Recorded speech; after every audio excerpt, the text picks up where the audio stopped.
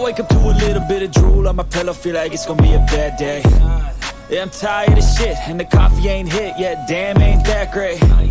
I don't wanna go to work, cause my boss is jerk, and I'm not even that great deal. I need a years. Human ancestors first showed up on Earth 5 million years ago, and Homo sapiens appeared on the Earth's surface roughly 300,000 years ago. From wild apes to humans, we've come a long. Hey guys, let's dive in and watch this video about the early life of human. Guys, I believe you guys will like this video, and just let's watch with keen interest and tell me what you think about this video. If it is believable or is it just these bullshits. Let's dive in.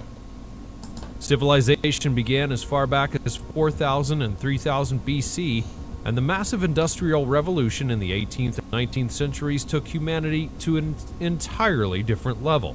Today, almost 56% of the world is urbanized. A large chunk of the global population dwells in modern cities equipped with state-of-the-art facilities. We now have access to deeds and vast space as well, like we never have before. Throughout history, we've witnessed multiple breakthroughs in the fields of medicine, transport, communication, weaponry, and several more. Regardless of its downsides, the modern world has put our lives at ease and given us relief on a considerable scale. However, it seems people never evolved beyond a certain point. They have remained isolated from the rest of the world, and although the idea of tribes does sound primitive and fictional in this day and age, you would be astonished to know that there are actually plenty of tribes and tribal areas that are scattered all across the globe, where peculiar rituals are followed even to this day. While most of these tribes are open to the world for interaction and exploration, a few are not the biggest fans of foreign visitors and would punish the trespassers to their vicious liking. Today, we're going to tell you about 15 of the scariest tribes you do not want to meet at any cost. The North Sentinelese. North Sentinel is a small island off the main shipping routes, surrounded by a shallow reef with no natural borders. The death of an American tourist who illegally visited the isolated North Sentinel Island drew the world's attention to the small island's reclusive inhabitants.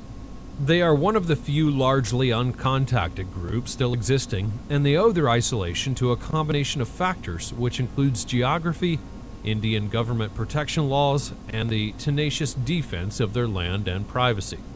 They haven't been completely isolated, but over the past 200 years, outsiders have visited the island several times, and those encounters frequently turned violent for both sides. On North Sentinel Island, there are likely between 150 people, however there may be as many as 500 living there. The latest known murder is that of an American tourist and priest by the name of John Allen, who was trespassing on the island singing hymns before going missing in 2018. Wow. It's speculated that he was killed and buried like two Indian fishermen were in 2006. The Sentinelese people are related to other indigenous groups that are part of a group of islands in the Bay of Bengal off the coast of India. Still, though, they've been cut off for so long that their language is incomprehensible to other Andaman groups, like the Ong and the Jarawa. The Sentinelese make all manner of crafts and other things in order to aid with their existence, and in the middle of the 1990s, salvage crews anchored close to the island would report hearing singing and bonfires on the beach at night. However, no part of the Sentinelese language is currently understood by outsiders. On an improvised raft, an escaped prisoner did attempt to escape to the Great Island in 1896. Wow. On North Sentinel Island, he was washed ashore. A few days later, a colonial search party would discover his body covered in arrow wounds and with his throat slashed open. In 1974, a National Geographic film crew would join in, and the director received an arrow wound to the thigh. In 1975, the Sentinelese would warn the exiled King Leopold III of Belgium to stay away, using arrows as he approached the island on a boat tour. The Caribs. At the time of the Spanish conquest, the Lesser Antilles and a portion of nearby South American coast were home to the Carib, an American Indian people. It was from these people that the Caribbean Sea would receive its name, and the English word cannibal is derived from their name. The Wow. term Caribbean is now used to refer to a linguistic family including many related Indian languages that are spoken in South America, in addition to the Antillean Carib language. After driving the Arawak out of the Lesser Antilles, the warlike island Carib immigrants from the mainland were growing their empires when the Spanish arrived. An unusual sight is that only the men spoke the Carib language. The women actually spoke Arawak, obtained through trade on other populations and used as slave wives. The males were then killed and subjected to torture. Inhabited the Guineas and regions south of the Amazon River on the continent of South America. Most were less aggressive than their Antillean relatives, though some were warlike and were allegedly cannibals. They farmed cassava and other crops, lived in small autonomous settlements, and hunted with blowguns, bows, and arrows. They had a typical tropical forest people's culture. On the forested Andes slopes near the Venezuelan-Colombian border, Wow. Arab-speaking tribe that appeared to be the Guianan Carib. The Xingu River's headwaters in central Brazil, there were other Carib-speaking tribes that all inhabited the region, along with parts to the west. The Chimbu. The Chimbu tribe is native to a secluded, rugged, mountainous region about 7,800 meters above sea level in the Chimbu, Wagi, and Kurubo valleys of Papua New Guinea. The weather is moderate there, with an annual precipitation that ranges anywhere from 200 to 320. And they were first given the name Chimbu in the 1930s by Australian explorers who heard the word Simbu in the Kuman dialect. Simbu is an expression of surprise in the Kuman language. The people of Chimbu typically speak Kuman. 180 people are estimated to live in the Chimbu province, occupying an area of 6,500 square kilometers. Although the Chimbu tribe follows no particular set of beliefs and has no organized worship method, they do see the sun as a spirit of fertility. However, they all heavily believe in the supernatural and that the souls of their ancestors continue to linger in the area. Over time, missionaries instilled Christian beliefs in the Chimbu people, who eventually convinced them many of their inhumane practices, killing pigs in big ceremonies and turning young boys into men's cults. Polygamy was a typical routine that's now practiced much less due to its discouragement from missionaries, and they're also sometimes called skeleton people, and here's why. The people of the Chimbu tribe use clay and ash to paint themselves as skeletons. Initially, they practiced this to intimidate intruders and foes, and of course, how they look with their painted bodies is a spine-chilling sight. Now they perform this tradition in an event known as Sing Sing, whereby kith and kin are gathering together to celebrate their culture and traditions. The performers paint bones and skulls on their bodies and dance at the event, and up to 100 tribes partake in the ceremony every time. The Maasai. The Maasai is a famous African tribe. The people are indigenous to the Nile River and inhabit northern Tanzania, plus northern, southern, and central Kenya. Their origins can be traced back hundreds of years. They have tall and robust physiques and are known for their valor, courage, and excellent hunting skills.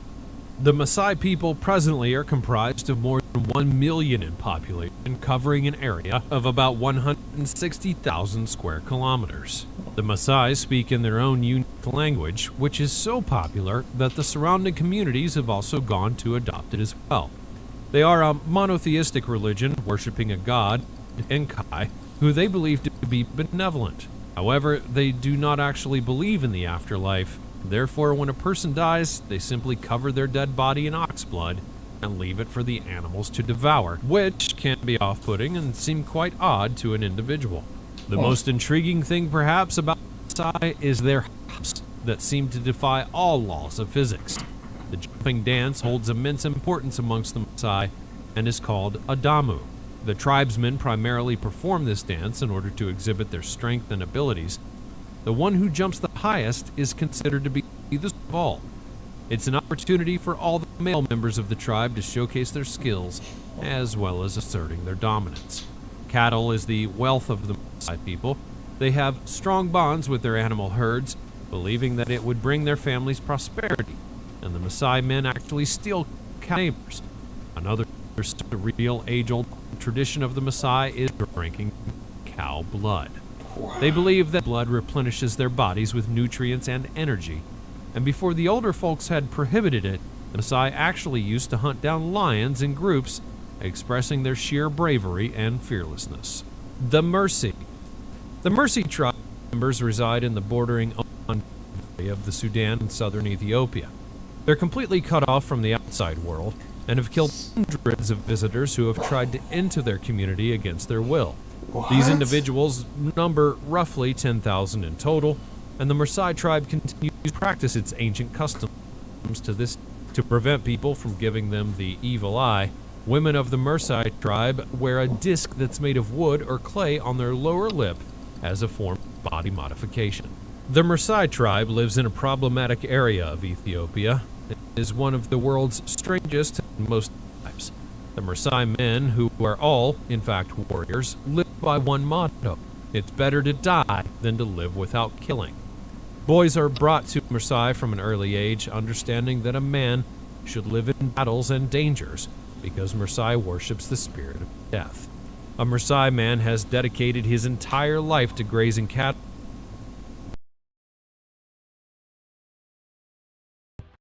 engaging in stick and ball combat, and conducting ambushes and raids on their. They have been doing it partially out of habit, partially for the sake of, and also partially for the sake of courage.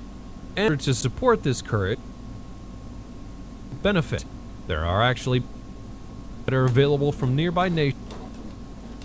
Armed conflicts like the let's try to purchase 7, even though the most cows did models 8 to 10. The Kurubo are also referred to as clubber Indians due to their use of war clubs. They inhabit the areas near the junction of the Itu and Itakwa rivers in the Javari Valley. More than 200 people, most of the population, continue to live in seclusion while hopping in and out of different places. After numerous tries, the Funai finally got in touch with a small group of Kurubo Indians in 1996. The Kurubo began to visit the Matisse Indian villages and the Funai campouts in the forest after encountering the attraction team. The group is currently split between two communities on the lower Itu. The Brazilian explorer Sidney Passalu, who made the initial contact with this tribe in the western Amazon basin in 1996, and a journalist by the name of Paul Raphael are the ones who are mainly responsible for everything that's known about them. The tribe is one of the few groups of people who are still living in complete isolation from modern society, even though they have occasionally engaged in violent conflict with their nearby communities. The tribe has killed numerous government employees who have ventured into the Amazon basin. A branch of the tribe has about 200 members, while the leading group will have about 150. After some members of the groups demanded to communicate with some nearby settlements, while the majority did not, they had a split and a division would be caused. The Suri. The Suri are agro-pastoral people who live in parts of South Sudan, neighboring South Sudan and Ethiopia's West Omo zone of the Southern Nations and Nationalities and Peoples Region, SNNPR. In the southwest of Ethiopia, there are roughly 34,000 Suri people. They go by the name Suri and are divided into two groups, the Termaka and the Kai. A third group, the Balisi, or Kachipo as they're sometimes known, also live in part of the Republic of South Sudan and frequently cross the border to pursue their interests due to trade, intermarriage, or the sporadic search for better pastures during the dry season. And they speak a slightly different language. The supreme sky deity among the Suri people is known as the name Tumu. The Kumuru is an intermediary between people and Tumu, and the sky god responsible for rain and fertility. However, no publicly held religious services in Suri are dedicated to Tumu. Clan-line ancestors are acknowledged to possess remarkable abilities and impact the well-being and future of current individuals. 200 to 300 Suri people have been converted to the evangelical Christianity in the past 15 years, mainly in the town of Kibish, and among those who left the region to pursue higher education. Donga, a form of stick fighting that combines martial arts, rituals, and sport, is performed by men and has historically been used to attract women and find wives. They wrestle while wearing little to no clothing, and the brutal fights occasionally end in fatality. Battles will typically occur between Suri villages, with anywhere from 40 up to 2,500 inhabitants. The fights aim to get young men used to bloodshed, which leaders believe will come in handy if they clash with other tribes and give them a chance to attract a partner. The Chuchi. The Chuchi, a Siberian ethnic group, first interacted with Russians in the 17th century. Their traditional way of life was based on raising reindeer and hunting down marine animals. In the 1930s, the Soviet state forcibly captured them, and assimilation pressures increased due to subsequent industrial development. The Chuchi Autonomous Okrug Soviet declared autonomy in September of 1990, and in March of 91, it decided to break away from the Magadan Oblast. Their Russian Constitutional Court would endorse the right to secede in May of 1993. Every object, whether living or inanimate, is given a spirit according to the Chuchi religion. The spirit may be malicious or beneficial. A dualistic cosmology is revealed in a few Chuchi myths, and the Chuchi people were feared by the nearby tribes when Russian colonists first entered them because of their fierce warriors. Furthermore, the indigenous population had no intention of submitting to the invaders. The Chuchi are an intriguing group of people. They view themselves as being true humans and consider the nearby populations to be inferior human beings. The Russian colonists were treated with the same attitudes. The precise date of the first contact is actually unknown and cannot be verified. But according to theories, it would take place in 1642, close to the Alazia River. The Cossacks actually knew that some fearsome people lived nearby. Other communities told them about their long-running conflict with the Chuchi. Ivan Arastov and Dmitry Zairan were two Cossack chieftains that did not take the rumors very seriously, and when the Cossacks and the Chuchi finally clashed, the Cossacks were taken aback. Wow. In one such letter that was written by one of the chieftains, it was noted that the battle lasted an entire day and night, and the Cossacks simply did not anticipate facing such bravery and fearlessness, which was attributed to the Chuchi's complete lack of fear of firearms. The Maxahati-Tima. The Yanomami Reserve covers nearly 10 million hectares, an area larger than some small countries, about 24 million acres. This is a tribe of about 100 people who have chosen to live in complete isolation from the entirety of the wide world, which includes other Yanomami tribes that are found within the vast domain. The tribe appears to be thriving and may have even expanded, according to aerial photos that would be snapped in the year 2016. However, this tribe faces the same external severe threats as their Yanomami relatives. Illegal gold mining activities wreak havoc on the reserve's ecosystem, and those who have had interactions with this indigenous tribe have occasionally found their end in bloodshed. The Yafo and more Brazilian tribes. Wow. More than 40 tribes in Papua New Guinea might still be unexplored or unfounded. These communities, which are occasionally linked to activities like cannibalism and head hunting, primarily follow the hunter-gatherer way of life with minimal contact on the outside world. But sometimes it just doesn't work out. For instance, up until one British explorer would go missing while on an expedition to contact them, the Yafo tribe typically avoided contact with the outside world. He actually did okay, but before being encountered for the first time, Western anthropologists in the 1970s, the Kurubo tribe went unexplored for centuries. Like many indigenous groups, the uncontacted tribes of Papua New Guinea are in danger from various factors, such as unrestricted tourism, military aggression, and the possibility of mining and logging operations on their lands. The Macho Piru. According to Survival, there are estimated to be about 15 uncontacted tribes in Peru, and all of them are threatened by the illegal logging and oil industries. One of these tribes is the Macho Piru. According to Reuters, the tribe have historically ignored foreigners, but they have recently begun to show up more frequently due to expulsion. According to the agency, they typically hunt and gather turtle eggs for food, and the government estimates that there are fewer than 800 of them.